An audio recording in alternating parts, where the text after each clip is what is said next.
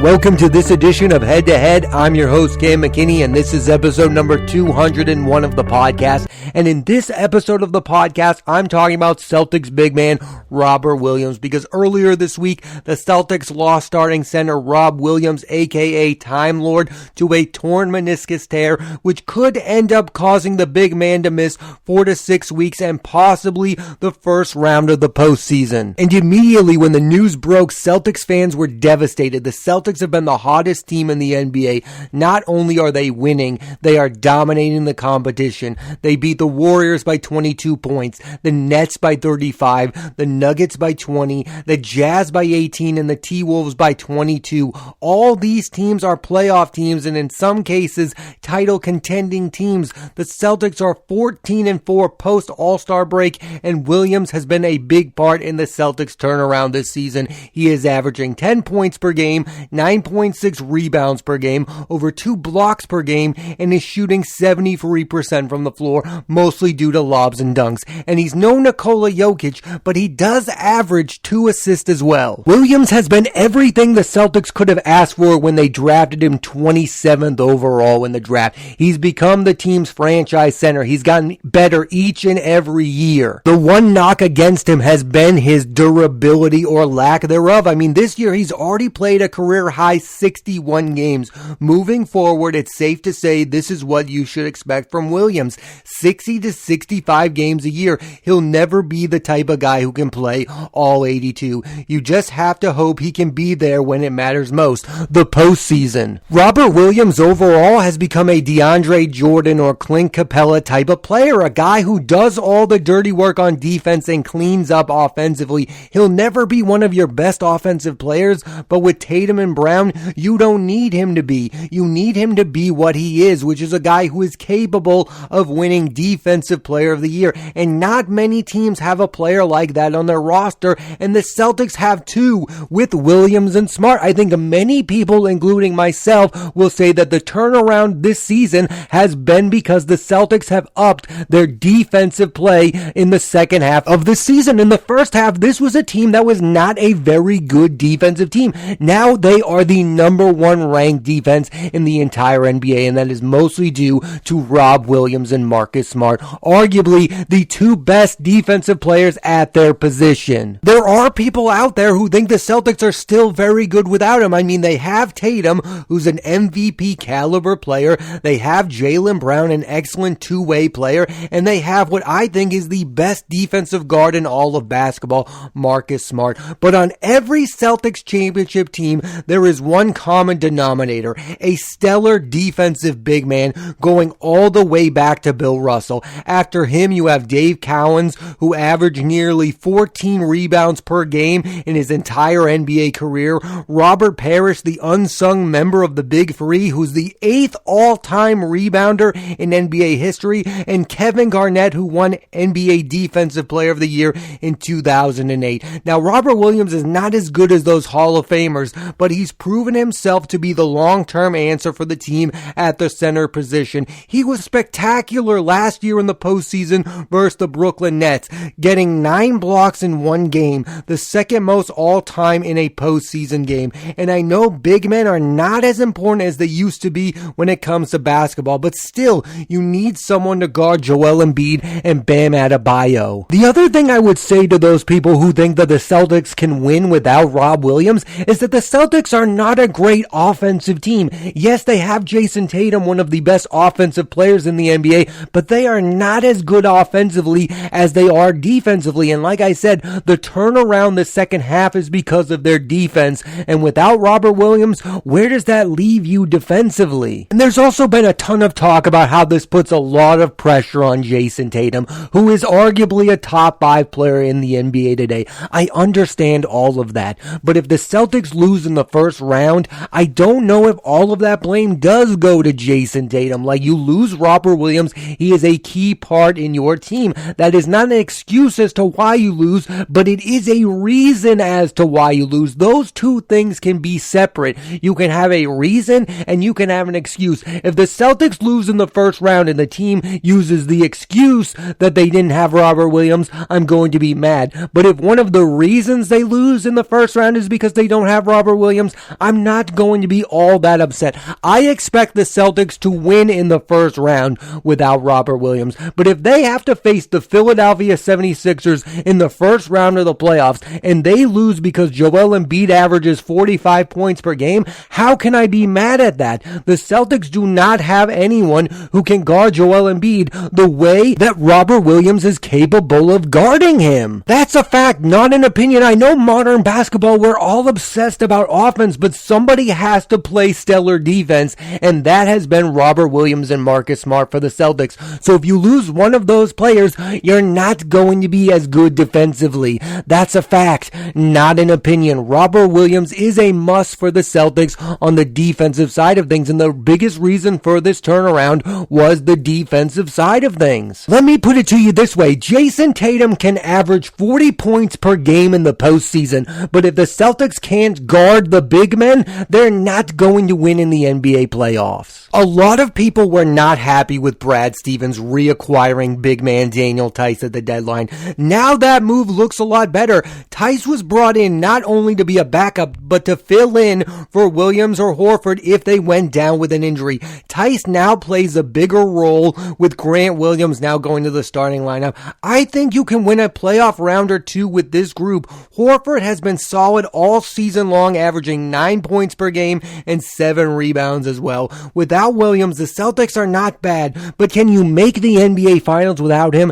Absolutely not. Robert Williams is a must for the Celtics if they are going to get to the NBA Finals. The last thing I want to do as a Celtics fan is make excuses, but this team has dealt with a lot of injuries in recent years. Isaiah Thomas, Gordon Hayward, Kyrie Irving, all key players who missed time due to injury, and it always seems to happen as soon as you feel good about the team. You just hope that later on in his career, Williams, only 24 years old, isn't as injury prone. Moving forward, they have committed to him, giving him a 4-year, $54 million extension, and I really do feel like the core of Tatum, Brown, Williams, and Smart are capable of winning a ring, and I'd hate for an injury to be the reason why they don't fulfill that promise. Also, the absolute worst place to be as a sports fan is making an excuse for your sports team not winning a title. I mean, Celtics fans, and I include myself in that, still look at that 2010 team and say, if we had Kendrick Perkins in Game 7 against the Lakers,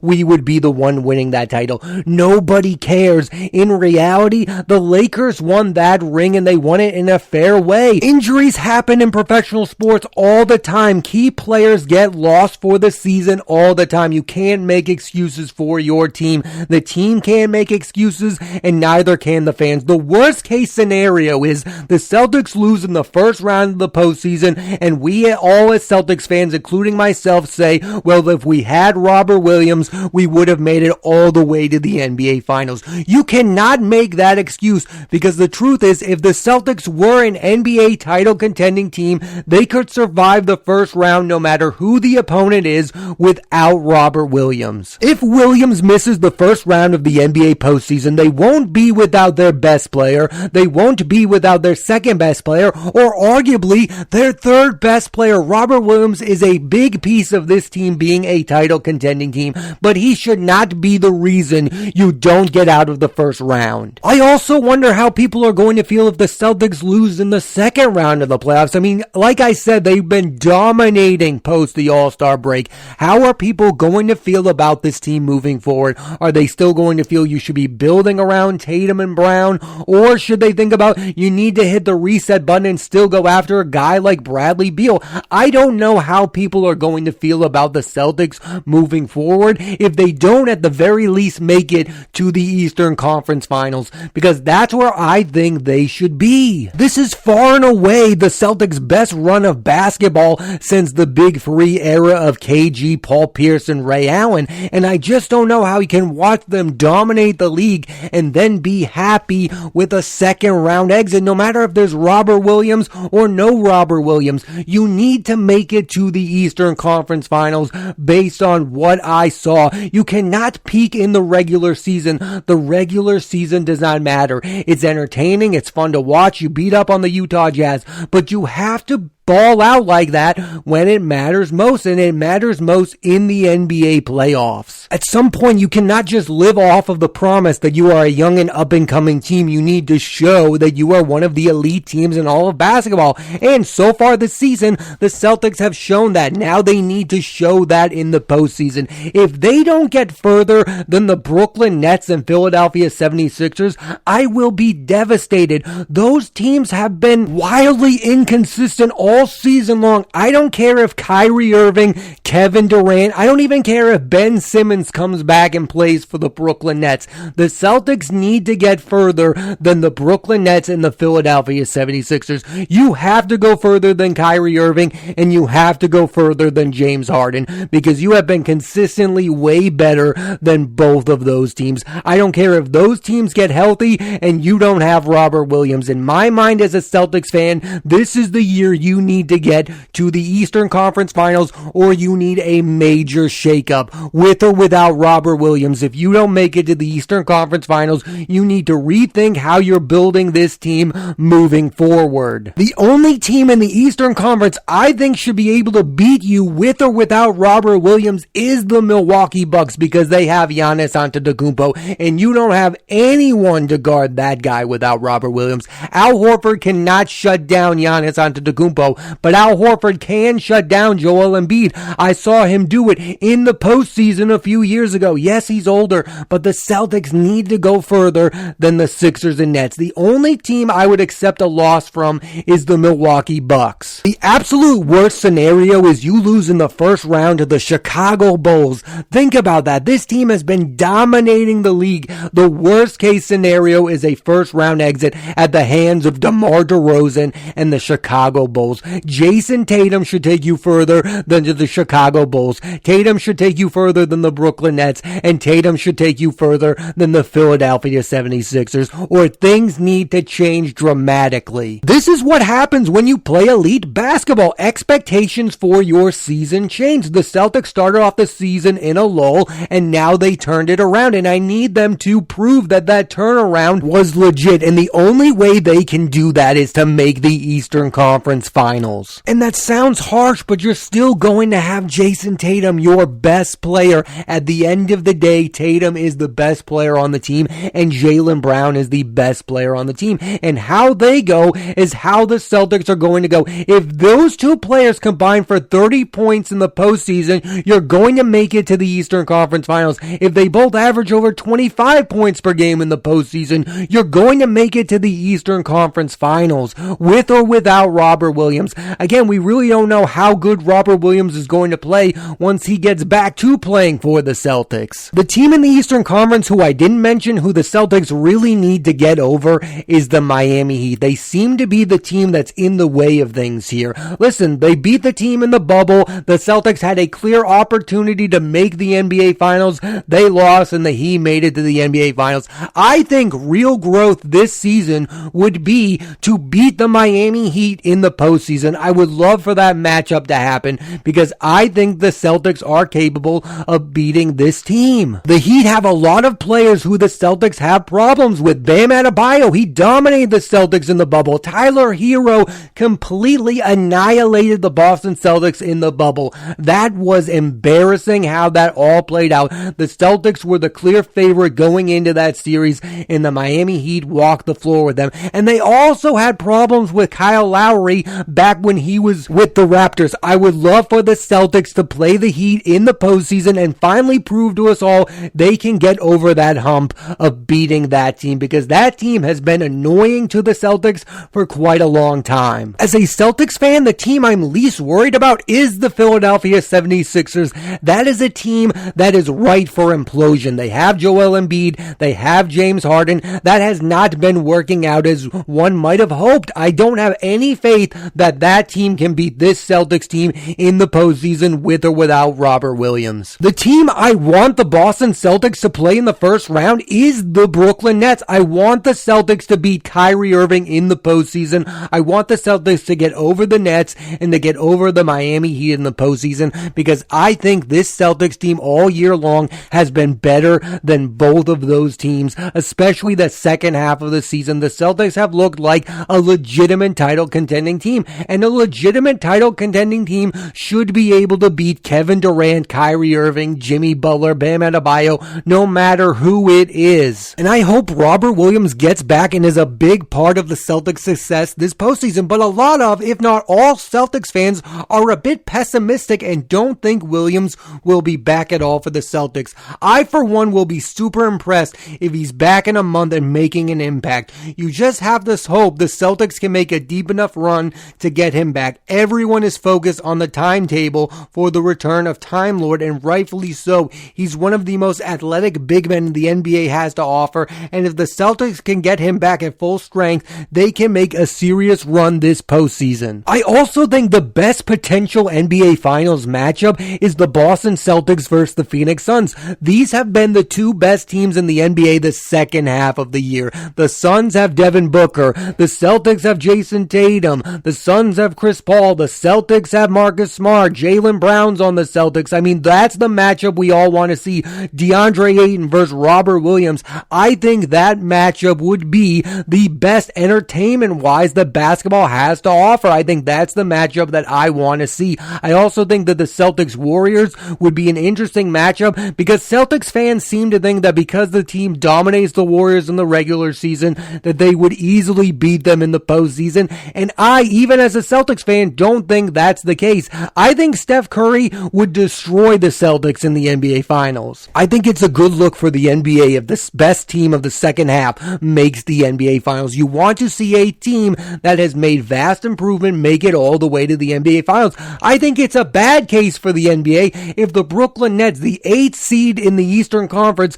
makes it all the way to the NBA Finals. That's not what you want. Even if that team has Kevin Durant, Kyrie Irving, Ben Simmons, whoever's on it, you want the teams that have been very good in the regular season to ball out in the postseason and make a deep run. I think it's in the best case for the NBA for the Celtics to face the Phoenix Suns in the NBA Finals. And I know I'm saying that as a Celtics fan. Obviously, I want that to be the case. I also think that's the best case scenario for the NBA. That series would have star power. It would have two really good teams, both offensively and defensively. For the Celtics, you hope that they just didn't peak too early and that they can hold down the fort without Robert Williams. I mean, they still have Grant Williams, who isn't a great defensive player, but has become one of the best free-point shooters on the team. And you have Al Horford, who even in his mid-30s is still a decent free-point shooter and a very good passer. Al Horford is not going to be the Al Horford of old,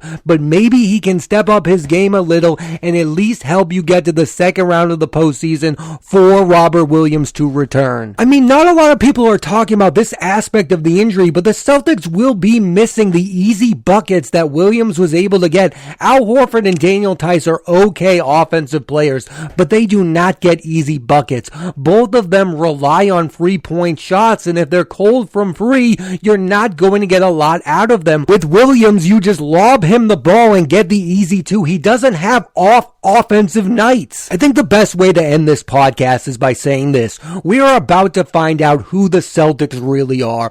Are they that team of the first half who wasn't very good and was barely a postseason team? Or are they the team we've been seeing this second half that has dominated the entire NBA, having the best record post All-Star break? I mean, this season for the Celtics has been a year of two halves, and we are about to find out which half was the real Celtics. With or without Williams, we are about to find out what the Celtics are really made out of. I think the Celtics are the most interesting team going into the postseason, not because they are the hottest team going into the postseason, but because we are going to find out who they really are, what the future for the Celtics really looks like. If this team makes it to the Eastern Conference Finals, I'm going to feel really good about the future with Tatum, Brown, Williams, and Smart. If the team loses in the second round, I have to rethink the entire thing. They have to rethink the entire thing. They have to do something else moving forward, because you can't just lose a key player